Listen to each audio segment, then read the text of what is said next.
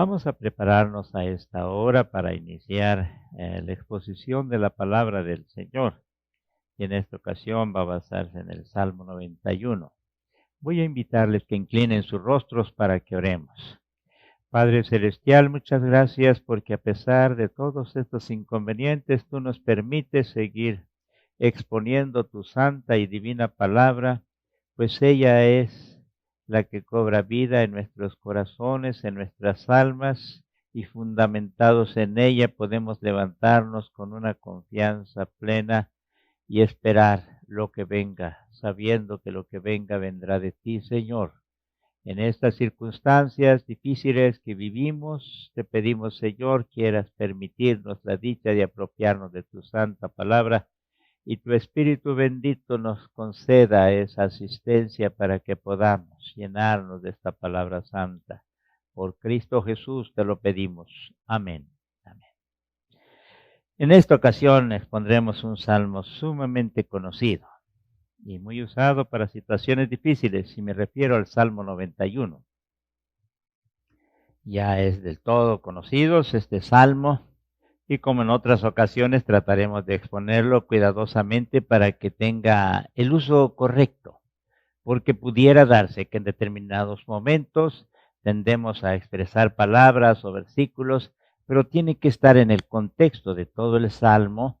Y aparte de eso, que debe estar fundamentado lo que se vaya a decir.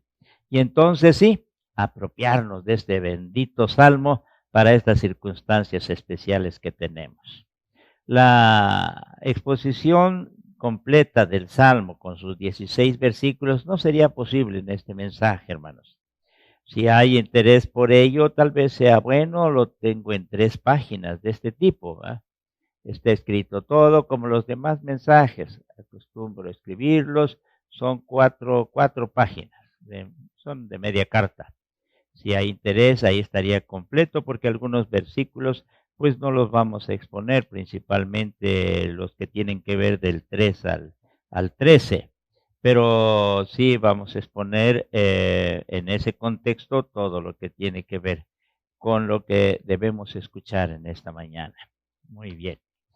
El Salmo 91 inicia de una manera muy expresiva. Ustedes ya lo han escuchado, lo han usado, lo han memorizado, todo el Salmo. La situación del Salmo aparece claramente en los primeros 2 versículos, el 1 y el 2. El 1 trata de una persona que ha entrado en el templo, en el santuario, y por lo tanto se encuentra bajo la protección de Jehová, bajo la protección divina. El versículo 2, cuando esta persona que ha entrado en el templo se levanta para hacer una confesión de fe con acción de gracias. Aquí hay diferentes conceptos que pudieran encontrar ustedes, pero vamos a quedarnos de esta manera conservadora. Es el salmista que llega al templo, entra y ya estando ahí hace una confesión de fe y gratitud en el mismo templo, una confesión de fe con acción de gracias. Muy bien. El versículo 1 dice, como ya ustedes saben, el que habita al abrigo del Altísimo, pueden decirlo conmigo, el que habita al abrigo del, el que habita, al abrigo del Altísimo morará bajo la sombra del Omnipotente. Esta es una confianza que tiene el israelita piadoso cuando entra al templo. La palabra que usa aquí es yastiré.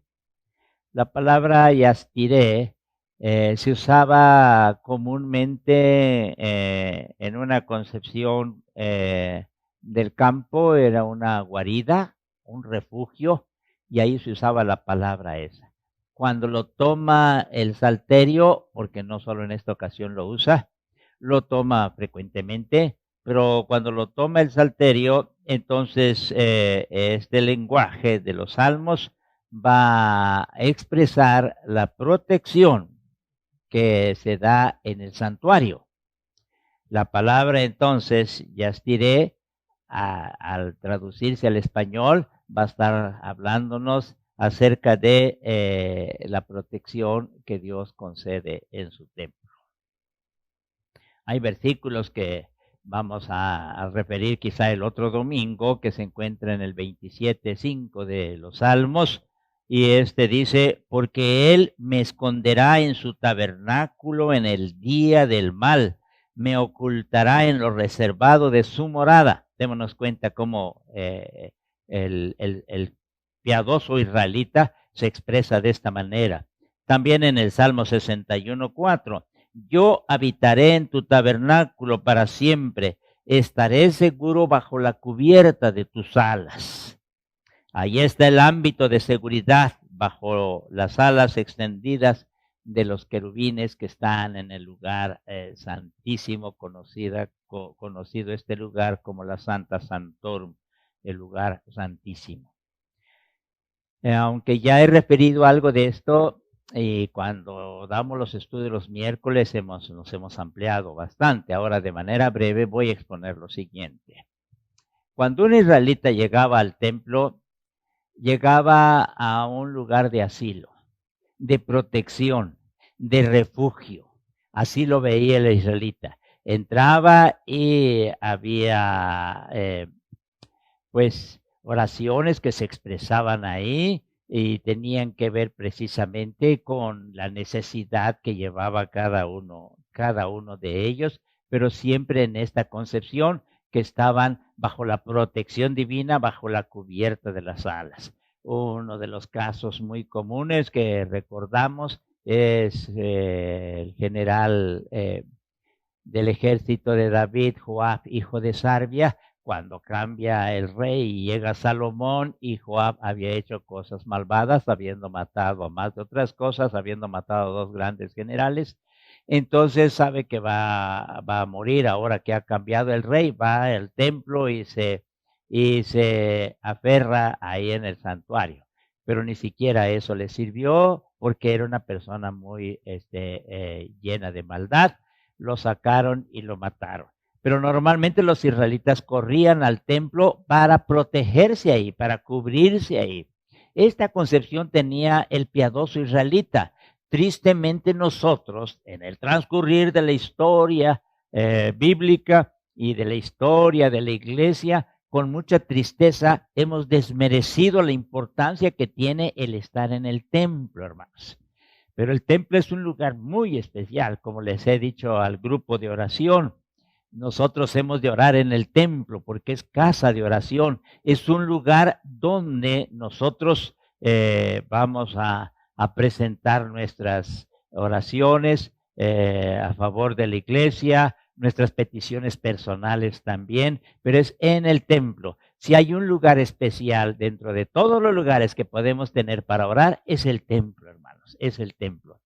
El israelita sabía que ahí estaba la protección de Dios. No quiere decir que sea el único lugar, pero el templo es un lugar el más especial de todos. Era muy expresivo en cuanto a la experiencia que el israelita tenía, porque estaban los querubines, esos 2 seres angelicales que estaban por encima del propiciatorio, y extendidas sus alas cubrían todo ese espacio, y entonces ellos se veían cuando entraban al templo bajo la cubierta de las alas de los querubines. Por eso es frecuente en el Salterio esta expresión también de las alas que cubren al necesitado. Así es que este es el contexto, hermanos. Esta es la expresión que viene aquí. Está dentro del templo, y estando dentro del templo está la presencia de Dios. Estando la presencia de Dios ahí, entonces la protección divina se va a manifestar en aquel que está necesitado. Ahora, aquí tenemos a este israelita, y luego ya en el versículo 2 viene una confesión. Es una confesión de fe con acción de gracia, se dice. Versículo 2, a ver, ¿pueden decirlo conmigo también? Diré yo a Jehová, esperanza mía y castillo mío, mi Dios en quien confiaré. Y esta es ya una confesión. Eso lo dice el necesitado, el salmista. Es una confesión, desde luego, inspirada por esa confianza, esa fe que tiene el israelita en Dios y al estar en el templo bajo la cubierta de sus alas, de la protección divina, el asilo, el cuidado, el refugio que se daba allí en el templo. Creyendo eso, entonces el salmista se expresa así y hay un agradecimiento porque se ve favorecido por eso. Me detengo un momento, hermanos, para decirles, estamos próximos quizá a exponer en un estudio el Salmo 42 para completar este concepto, pero no deja de ser este momento muy difícil porque no podemos estar en el templo, porque ustedes y yo cada vez debemos tener esa concepción más bíblica acerca del templo. Pero Dios sabe por qué no podemos estar ahí. Eso lo expresa el Salmo 42. Pronto vamos a exponerlo si Dios nos permite. Dios sabe por qué no podemos estar ahí. Pero lo que sí podemos esperar es que a pesar de no estar en el templo, Dios quiera protegernos, Dios quiera permitirnos ese cuidado bendito. Después de esta especie de introducción en los dos versículos que ya les he mencionado, quiero decirles que hemos de trasladarnos al versículo 14, 15 y 16, hermanos. Voy a pedirles que en esta ocasión, pues a pesar de no poder exponer del 3 al 13, porque sería muy amplio lo que expondríamos, y no tiene caso hacerlo de manera muy rápida, porque no sería, no me sentiría bien, no sería correcto, hermanos. Bien, pero sí podemos unir el versículo 1 y 2 hasta llegar al 14, 15 y 16. ¿Y por qué estamos haciendo este cambio ahora y por qué llegamos hasta el 14? Bueno, es que aquí en realidad se inicia la participación de alguien más. De alguien más. Hasta aquí hemos hablado del israelita que llega, el israelita piadoso que llega al templo en esa confianza y en esa declaración de fe y de gratitud. Pero aquí ya hay un cambio. Aquí ya no sigue hablando el israelita. Ya no sigue hablando el piadoso. Ya no sigue hablando el cristiano. Ya no. Aquí se le da el lugar tan especial que tiene Dios. Aquí empieza a hablar Dios. Y es una porción que a mí me conmueve, hermanos, la verdad.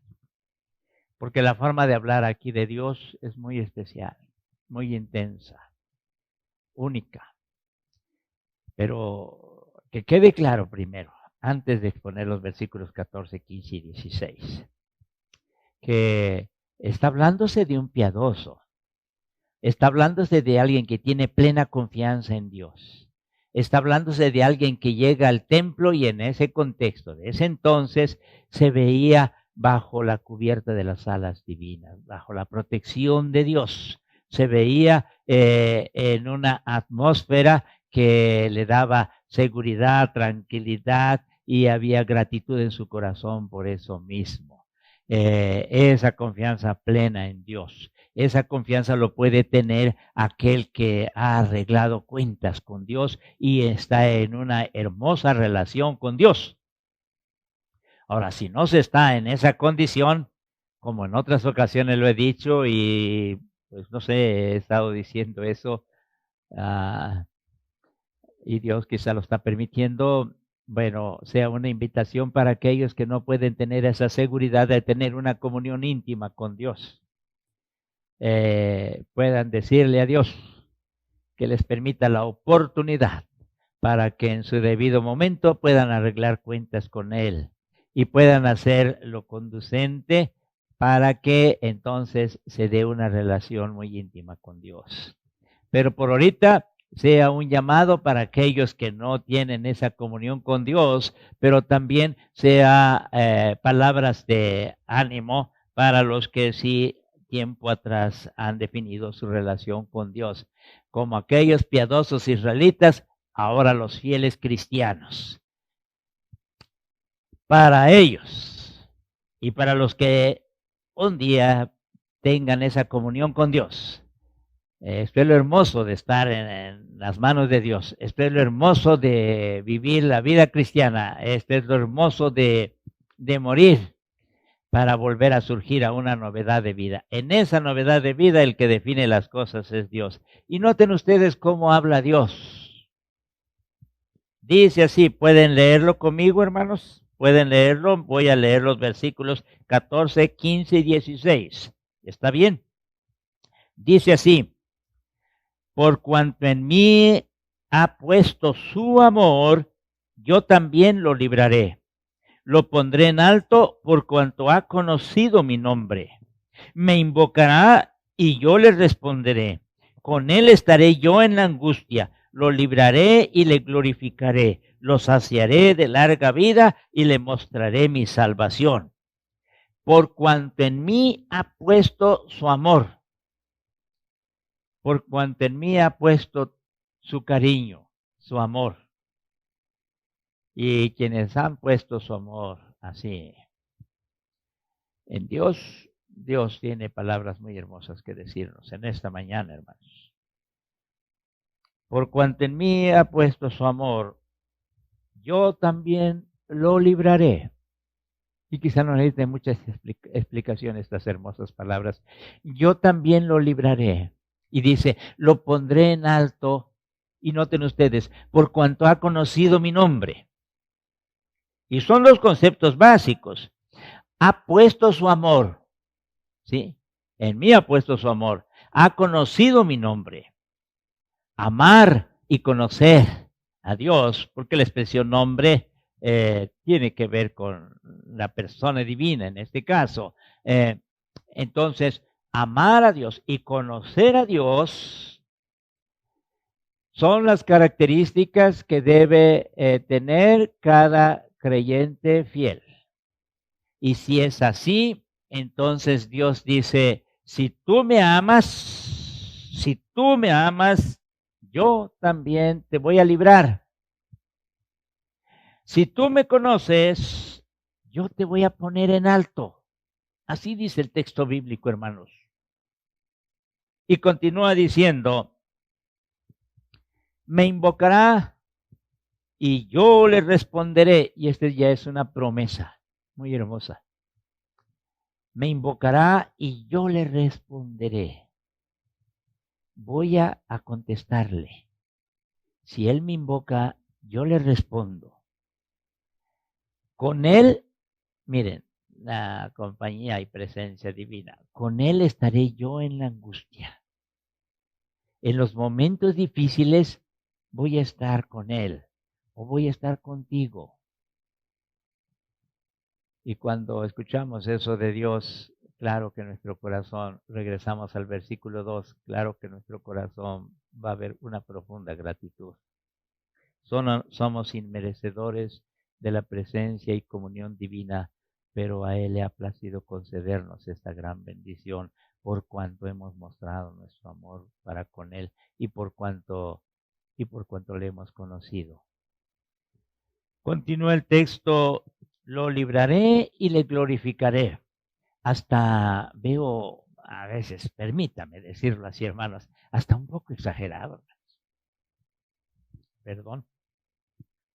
Lo libraré y lo glorificaré. Lo dice la Biblia, así lo dice.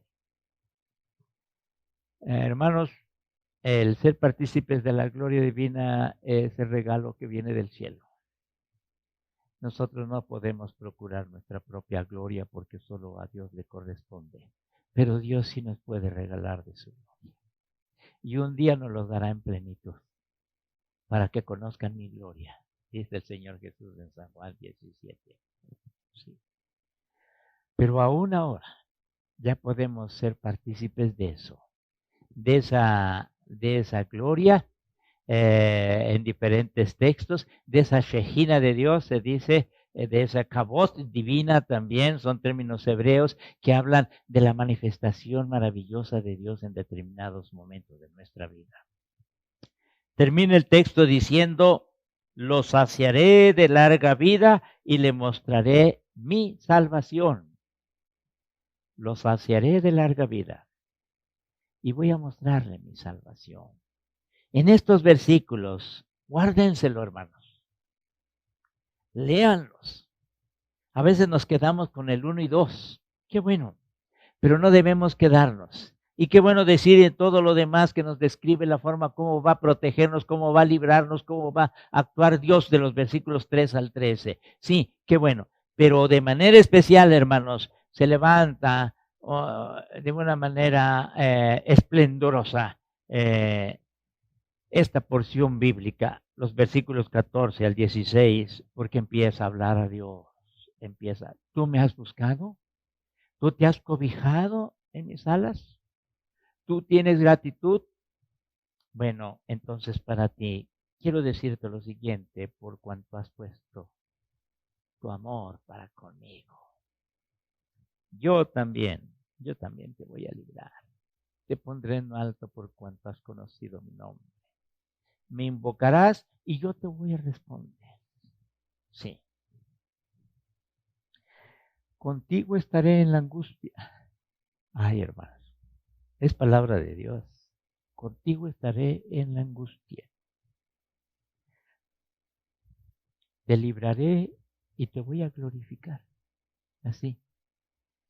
Te saciaré de larga vida y te voy a mostrar mi salvación, dice Dios.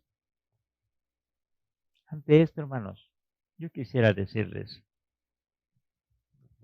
lo siguiente. Y como una especie de conclusión. En el Nuevo Testamento se utiliza una expresión frecuentemente, pero debiera ser más revisada. Y esta tiene que ver con la que ya hemos dicho, el estar en Cristo. El que Cristo habite en nuestro ser. Cuando se está hablando en el Antiguo Testamento de esto, en el Nuevo Testamento lo vemos ya de una manera más plena, de una manera más especial. Perdón. Y quisiera tomar estas palabras para decírselas a ustedes. El Salmo nos enseña a tener una certeza tal de la salvación que supera todos los peligros. El Salmo promete a quien se haya protegido por el poder de Dios una victoria que derrota a todos los enemigos y a todos los poderes demoníacos.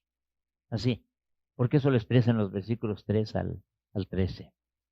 En el Nuevo Testamento, buscar refugio en la esfera de protección y en el poder salvífico de Jehová se encuentra su plenitud en la realidad de estar en Cristo. En esa realidad se concede graciosamente al individuo el poder victorioso que vence al mundo. Como dice la primera carta de San Juan, capítulo 5, versículo 4, porque todo el que es nacido de Dios vence al mundo, y esta es la victoria que ha vencido al mundo, nuestra fe, nuestra confianza en Él. Ahí se le promete que ninguna potestad será capaz de separarlo de Dios, como dice Romanos. Esto ya lo conocemos, capítulo 8, y hemos leído esa porción de los versículos 35 al 39. Más aún, se promete incluso que nada mortal podrá afectar a los discípulos de Jesús, como les dice el Señor Jesús a sus discípulos cuando los envía en la misión. El Salmo 91 nos enseña que la especialísima provisión con la que Dios mira por quienes le aman, por quienes le tienen cariño y le conocen su nombre, está al alcance de todos ellos. Hay una especialísima provisión para los hijos de Dios.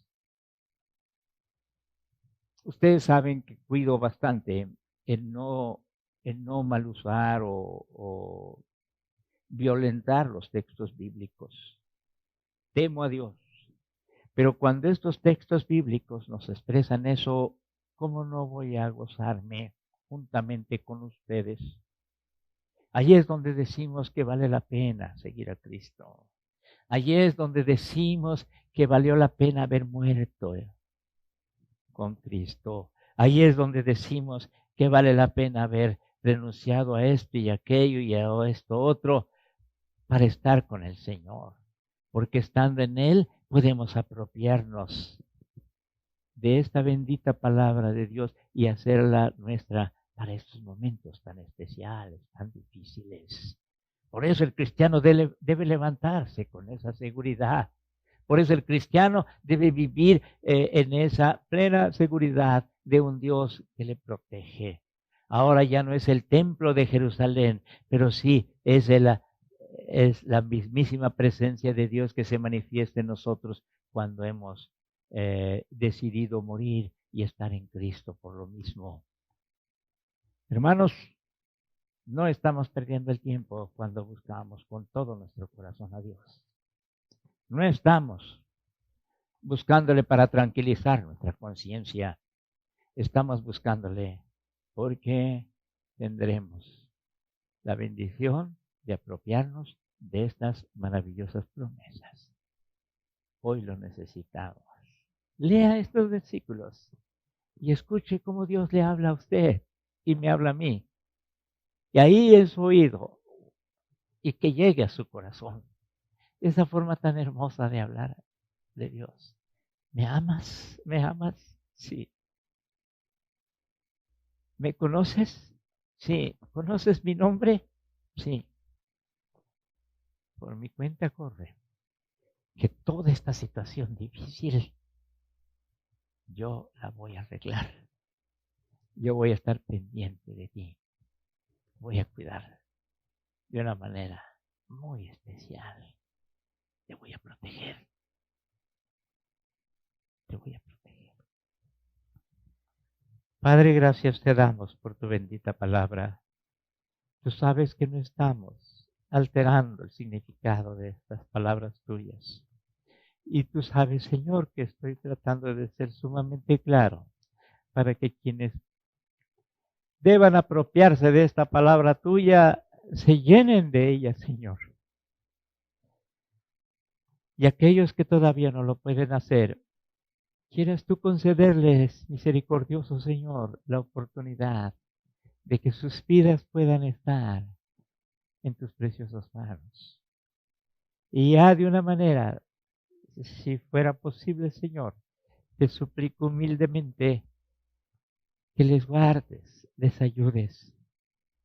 Y el día de mañana que puedan unir sus vidas contigo, puedan recordar estos momentos también de esa misericordia tuya.